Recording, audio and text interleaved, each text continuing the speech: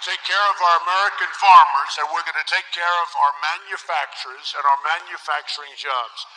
But they're making unbelievable amounts of money.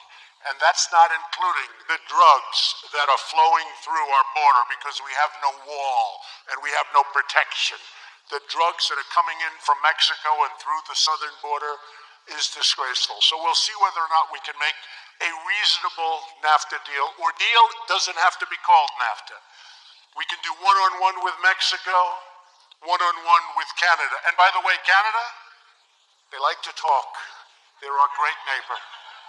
They fought World War II with us. We appreciate it. They fought World War I with us, and we appreciate it, but we're protecting each other. There was a story 2 days ago in a major newspaper talking about people living in Canada coming into the United States and smuggling things back into Canada because the tariffs are so massive. The tariffs to get common items back into Canada are so high that they have to smuggle them in. They buy shoes and they wear them. They scuff them up. They make them sound old or look old. No, we're treated horribly. Dairy, 275% tariff. So basically that's a barrier, without saying it's a barrier. And I told them, if they don't change their ways, and we have a tremendous deficit. People say, well, there's really not that much of a deficit. Well, they're not including two things, energy and timber. And those are the two big things when it comes to Canada. Now, we have to change our ways. We can no longer be the stupid country. We want to be the smart country.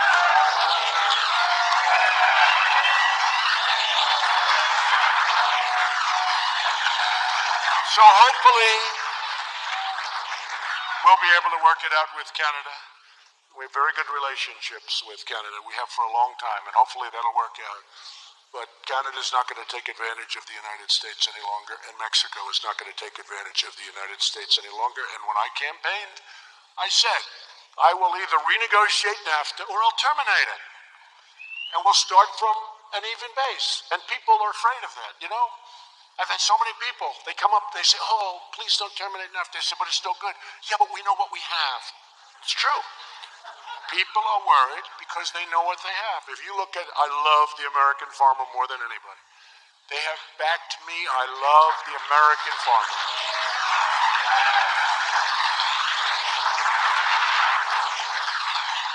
And by the way, I'll tell you in a little while because it's in one of my notes, the American farmer virtually will not have to pay any more estate tax on their farms. When they pass away and they want to leave it to their children, and that goes for almost all small businesses. You won't have the estate tax to pay anymore, which was crippling. That was in our bill.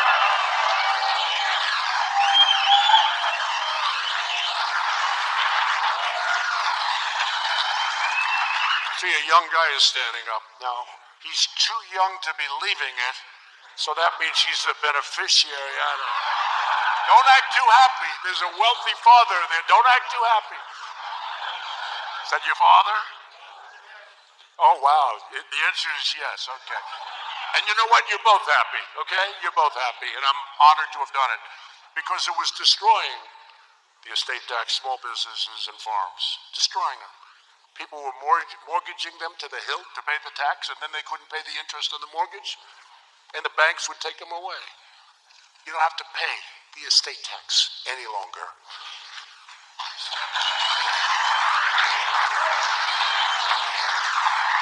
In most cases. In other words, loopholes, if your farm's really big, you start to pay. But that's a pretty big level, you know that, pretty big. That would have to be a pretty big farm.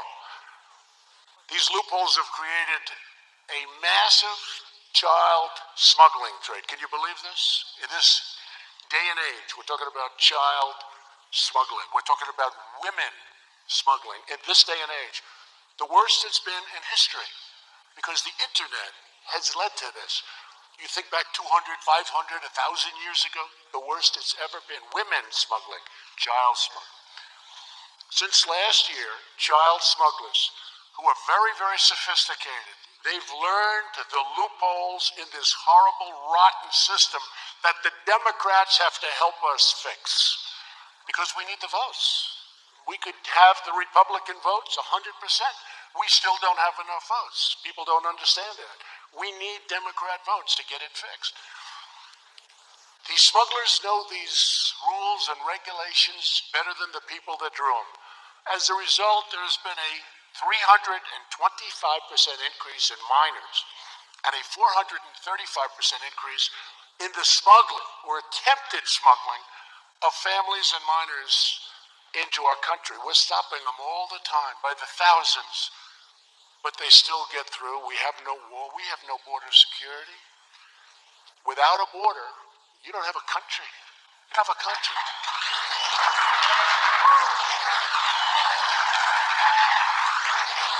Under current law, we have only two policy options to respond to this massive crisis.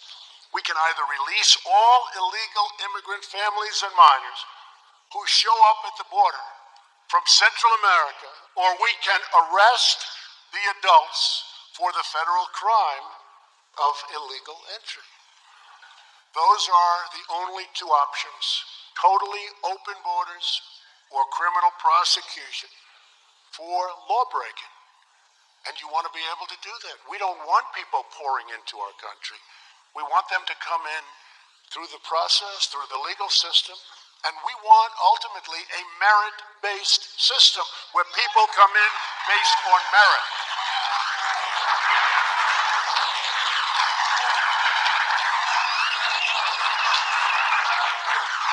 Keep in mind, those who apply for asylum legally at ports of entry are not prosecuted. The fake news media back there doesn't talk about that. They're fake.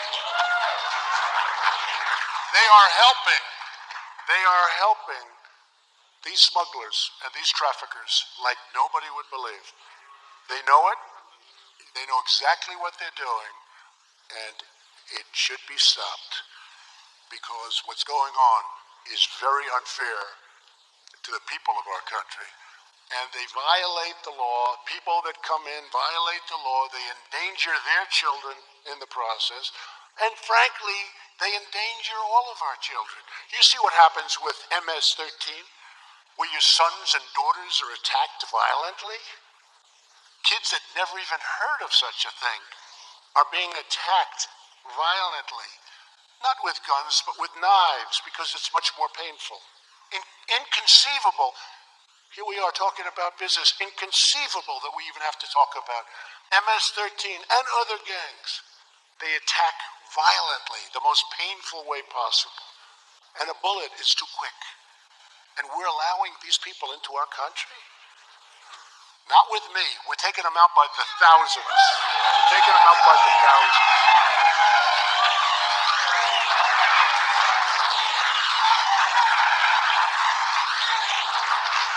So what I'm asking Congress to do is to give us a third option, which we have been requesting since last year: the legal authority to detain and promptly remove families together as a unit. We have to be able to do this. This is the only solution to the border crisis. We have to stop child smuggling. This is the way to do it. And ultimately, we have to have a real border, not judges. Thousands and thousands of judges they want to hire. Who are these people? When we vet a single federal judge, it goes through a big process. Everybody that's ever met her or him, they come, they complain, they don't complain, they say he's brilliant, she's brilliant, he's not smart enough to be a judge. Now we're hiring thousands and thousands. What country does this? Judges. I won't say it. I refuse to say it. I hope they pick that up back there. They won't. No, seriously, what country does it? They said, sir, we'd like to hire about 5,000 or 6,000 more judges. 5,000 or 6,000? Now, can you imagine the graft that must take place? You're all small business owners, so I know you can't imagine a thing like that would happen. But here's a guy, they say, could you please be a judge? Come on, get it. They line up to be a judge. It's horrible. We don't want judges. We want security on the border. We don't want people coming in.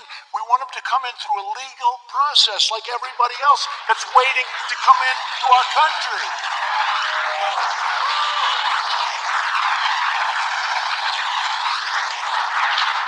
And it got so crazy that all of these thousands, we now have thousands of judges, border judges, thousands and thousands. And by the way, when we release the people, they never come back to the judge anyway. They're gone. They're in your system. That's it. If they're good, that's great. And if they're bad, you'll have killings, you'll have murders, you'll have this, you'll have that, you'll have crime. You'll have crime. And remember, these countries that we give tremendous foreign aid to in many cases, they send these people up, and they're not sending their finest. Does that sound familiar? Remember I made that speech and I was badly criticized? Oh, what's so terrible what he said. Turned out I was 100% right. That's why I got elected.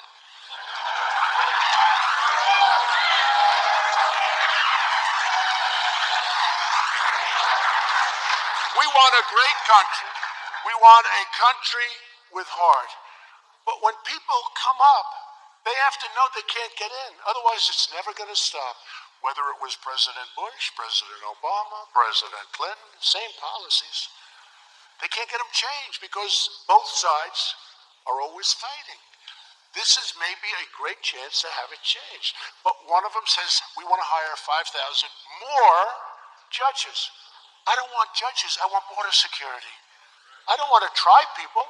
I don't want people coming in. Do you know, if a person comes in and puts 1 foot on our ground, it's essentially welcome to America, welcome to our country. You never get them out. Because they take their name, they bring the name down, they file it, then they let the person go. They say, show back up to court in 1 year from now. 1 year. But here's the thing, that in itself is ridiculous. Like 3% come back. The other thing they have is they have professional lawyers. Some are for good, others are do-gooders, and others are bad people. And they tell these people exactly what to say. They say the following. They write it down. I am being harmed in my country. My country is extremely dangerous. I fear for my life. Say that. Congratulations. You'll never be removed. This is given to them by lawyers who are waiting for them to come up. And they're not all bad people. They're impractical people. But in a way, that's cheating because they're giving them statements. They're not coming up for that reason. They're coming up for many other reasons, and sometimes for that reason. There's been a 1,700% increase in asylum claims over the last 10 years. Think of that. Think of that. We're a great country, but you can't do that. Smugglers know how the system works. They game the system. They game it. It's so easy for them. They're smart. They didn't go to the Wharton School of Finance. They did. But you know what? They're really smart. The United States has just surpassed Germany as having the most asylum seekers of any nation on earth. Can you imagine that? Can you imagine? And Germany, we talk about Germany, they allowed millions of people in. And by the way, their crime from the time they started is up more than 10%. And that's one of the reasons it's at that level is because they don't like reporting that kind of crime. So they put it down as different kind of crime. But their crime is up more than 10% since they started taking them in. I heard somebody said that crooked Hillary Clinton was questioning that statistic. She said, it's not true. It's not true. Didn't she already have her chance? I mean,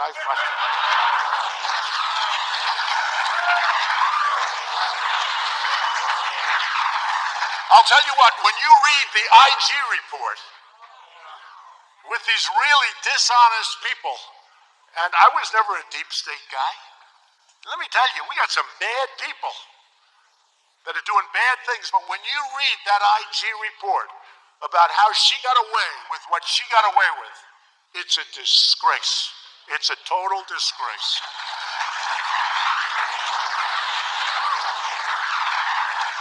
And you ought to see the hearings that are right now on television, but that folks are being, they're going on to the mainstream fake news media. They want to focus on immigration because they want to keep the cameras away from the hearings. because those hearings are not good for them. In fact, they're a disaster for them. The whole thing is a scam. It's a scam. And what's happened is a disgrace. So we have a House that's getting ready to finalize an immigration package that they're going to brief me on later, and that I'm going to make changes to. We have one chance to get it right. We might as well get it right, or let's just keep it going, but let's do it right. We have a chance. We want to solve this problem. We want to solve family separation. I don't want children taken away from parents. And when you prosecute the parents for coming in illegally, which should happen, you have to take the children away. Now, we don't have to prosecute them, but then we're not prosecuting them for coming in illegally. That's not good. We want to end the border crisis by finally giving us the legal authorities and the resources to detain and remove illegal immigrant families altogether and bring them back to their country. We have to bring them back to their country. Now think of all that aid that we give some of these countries. Hundreds of millions of dollars we give to some of these countries, and they send them up. Well, I'm going to go very shortly for authorization that when countries abuse us by sending their people up, not their best, we're not going to give any more aid to those countries. Why the hell should we? Why should we?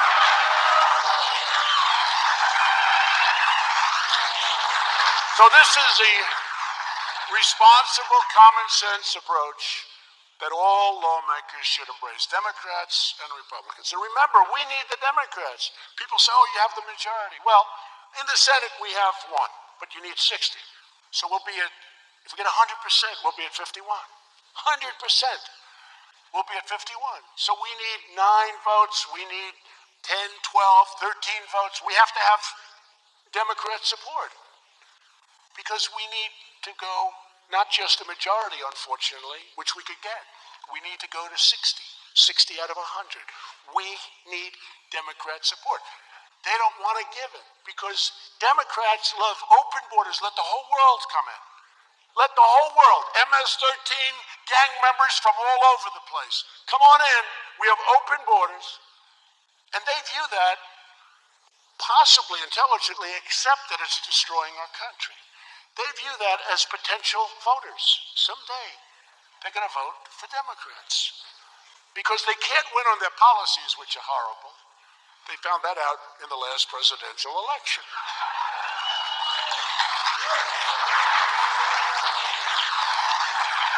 In fact, their only policy was that Donald Trump is a bad guy. He's a bad person. Vote against him. And they said it so many. There's hundreds of millions of dollars of negative ads. Nobody's ever been hit like that. I used to go home. I started disliking myself. True. I said, man, am I that bad? The problem is they never told anybody what they're doing. They didn't talk about tax cuts. By the way, they want to take away your tax cuts and they want to substantially increase your taxes. They didn't talk about crime. All they talked about was Trump. So when people got to the booth, they said, we're going to vote Democrat. We're going to vote Democrat. But then they get up, they said, but what does she stand for? What do they stand for? They just hate Trump. No, I'm going with Trump. And that's what happened. We got tremendous Democrat support. It's a beautiful thing. That was a beautiful night. Do you agree? That was a beautiful It was some night. And not since Ronald Reagan have they done any major tax cutting. And they've wanted to many, many times. I tell this story all the time. I said, I don't understand it. Cutting taxes should not be hard to sell, right? Is there anything easier? We're going to cut your taxes and you can't get it through. So the leadership came to my beautiful Oval Office. It is a beautiful office, great office. And they talked about the tax reform. I said, what's the word reform? What does that mean, reform? Does that mean you're going to raise taxes? What does it mean? No, sir, we have the Tax Reform Act of 2017. I said, no, I don't want to go reform. Nobody knows what reform means. Then I look back at all of the times they tried to pass tax cuts. They don't use the word tax cuts, they use the word tax reform. I said, nobody knows what reform means. They want to know about tax cuts. They don't want to know about tax reform where we're going to raise your taxes. Well, we're going to take away your businesses. You're going to take away because tax reform. We're going to take away your farms. They don't want the word reform. They want the word tax cuts. Sir, could you give us a name? I'll give you the name.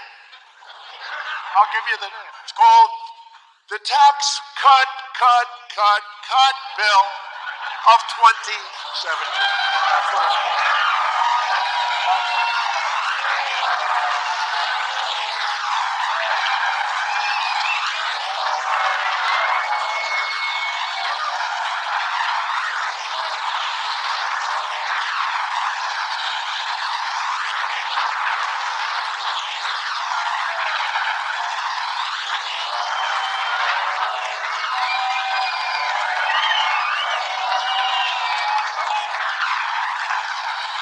Thank you. Our future has never looked brighter, and that's because of the hardworking Americans like you and millions of small business owners who took the chance to do what they love, to follow their hearts, and to chase their very beautiful dreams. You are the ones who are shaping our industry.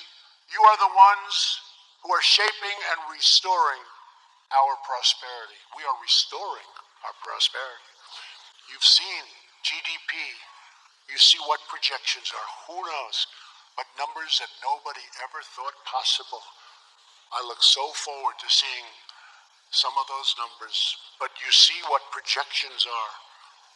People are projecting numbers like nobody thought even possible. Numbers that I would likewise, like I wouldn't have said on jobs, I wouldn't have said on growth, I wouldn't have said. Let's see what happens. But we're doing well as a country.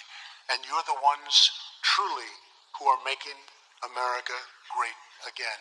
So happy anniversary. God bless you. And God bless the United States of America. Thank you very much. Thank you.